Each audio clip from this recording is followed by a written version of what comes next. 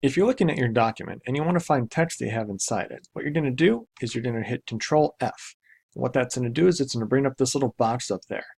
Now, I can type something and I will type mail, and you will see that it's got 5 different hits on this particular page. I can jump from one to the next by hitting this here, so I can either hit enter to jump between them or shift enter to jump through them backwards. So enter will go through them chronologically forward, shift enter will go through them backwards. I can also hit X if I want to exit. If I want to actually replace those in here, I can go to more options and it's going to bring up the find and replace menu.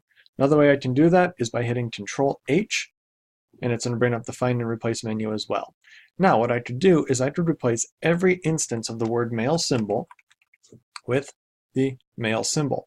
Now one thing to note is before I want to do that, what you'll notice is that's going to replace all of these ones here. And you can see that I don't want to do that with the female symbol one as well. So what I'm going to do is I'm going to start by doing the female symbol. So now I'm going to do it, so it's going to replace that with this. So it's now found them, and here it's going to replace wherever it finds the word female symbol with this one here.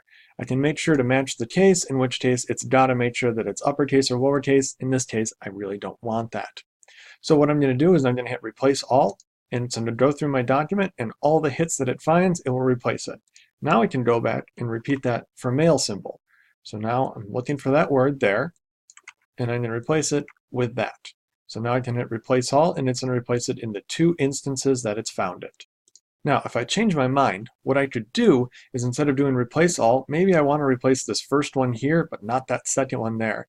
So what I can do is it's showing me the first hit. I want to skip that one, and I'm going to go to the next one, and I only want to replace this one. So this would replace all of them in a document. Here is how I could go one at a time. So there we go. Now I've replaced that, and I'm down to 1 hit, which I could repeat that replacement if I want, or I could just hit X to exit out of it.